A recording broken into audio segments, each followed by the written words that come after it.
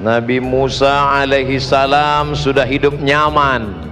Tempat tinggalnya di mana? Istana Fir'aun yang megah, sampai hari ini menjadi salah satu dari 7 keajaiban dunia. Makam-makamnya piramid kuno, tegak gagah berdiri sebagai saksi bisu kehebatan Fir'aun. Di sana Musa berada, tapi ternyata batin Musa alaihissalam berontak melihat kezaliman. Akhirnya dia lihat 2 orang antara rakyat Fir'aun dengan seorang Bani Israel berkelahi. Lalu Nabi Musa melerai, tapi karena orang ini tidak mau dilerai, Musa meninju. Dan takdir berkata lain, niat untuk meninju, mati. Ini hebatnya Musa, niatnya tidak membunuh, mati. Sebaliknya orang kita bolak-balik mau niat mati, malah pingsan pun tidak. Musa marah Fir'aun. Akhirnya Musa terusir dari istana Fir'aun. Gagalkah Musa? Tidak. Kegagalan tidak pernah terjadi pada nabi-nabi Allah. Maka jangan pernah merasa gagal dalam hidup. Apa yang terjadi pada Musa alaihi salam? Allah ingin menjadikan Nabi Musa lebih tinggi derajatnya. Mundur sejenak, mundur selangkah. Hakikatnya Allah ingin mengangkat maju 3, 5, 7 langkah. Begitulah Allah mengangkat derajat orang beriman. Apa sebenarnya yang ingin diajarkan Allah kepada Nabi Musa alaihi salam? Bukan kalah, bukan gagal. Nabi Musa dididik oleh Allah subhanahu wa ta'ala. Lalu dia pergi berpetualang, berkenalan dengan Shu'aib. Thamani hijaj, menjadi pengembala kambing 8 musim, 8 tahun lamanya. Berlatih kesabaran sampai akhirnya dia sudah layak menjadi pemimpin. Idhab ila Fir'aun, pergi engkau kepada Fir'aun. Innahu tagha, Fir'aun sudah melampau batas. Wa qula lahu qawlan layyina, katakan kata-kata yang lembut kepada Fir'aun. La'allahu yatadzakkara aw yakhsha, mudah-mudahan dia ingat dan dia takut kepada Allah. Tidak ada kegagalan dalam hidup.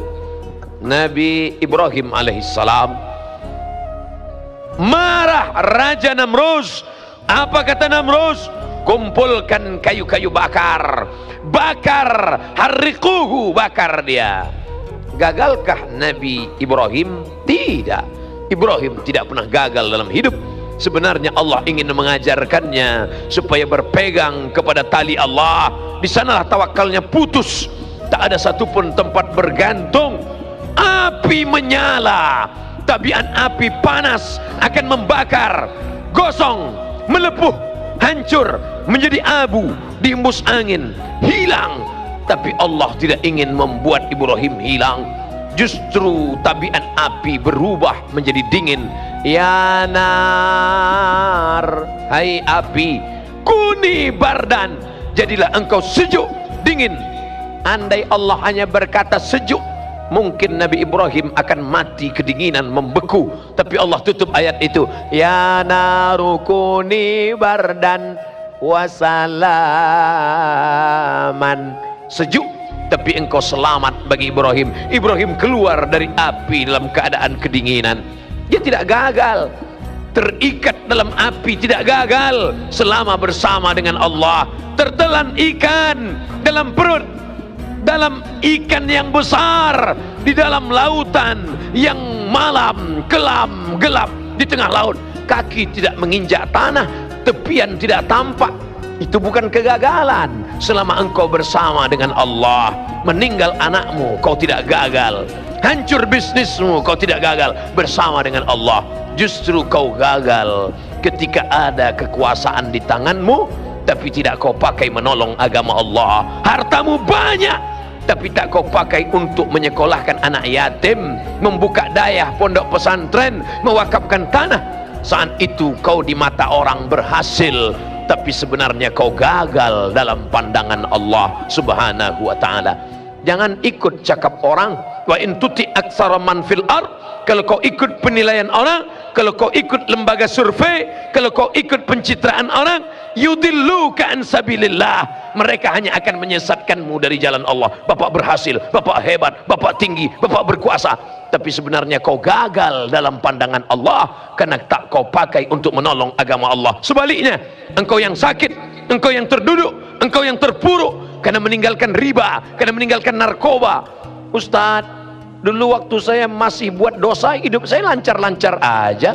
Sekarang sejak ikut pengajian, begitu pulang helm hilang.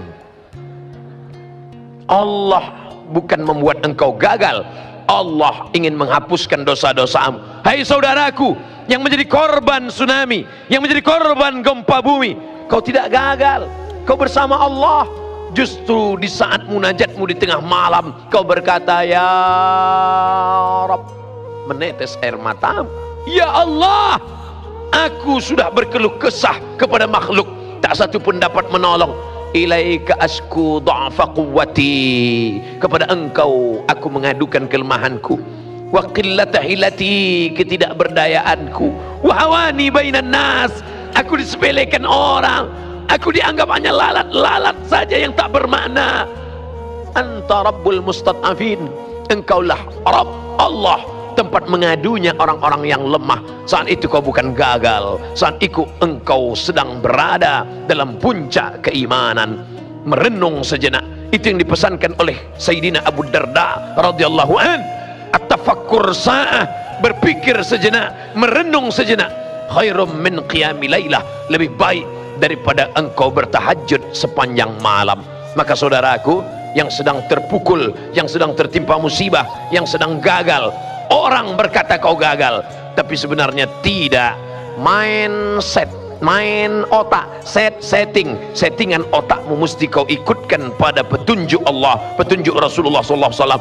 Ada orang yang kau sangka sedang mendapatkan nikmat, tapi sebenarnya dia sedang mendapatkan nikmat berbaju laknat.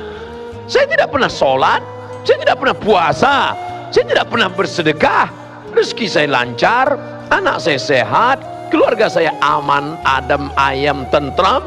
Sebenarnya kau sedang dipermainkan dengan istidraj.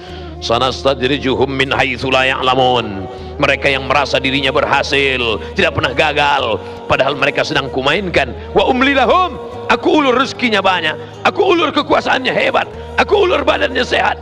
Inna kaidi matin, ingat tipu dayaku amat sangat hebat. Maka saudaraku yang gagal dalam bisnis, saudaraku yang gagal karena sakit, saudaraku gagal dalam rumah tangga, sebenarnya kalau kau sabar, kau serahkan diri kepada Allah, engkau sedang diuji oleh Allah. Kalau kau sabar, ma tawadha'a, tidak ada satupun orang yang merendahkan dirinya kepada Allah.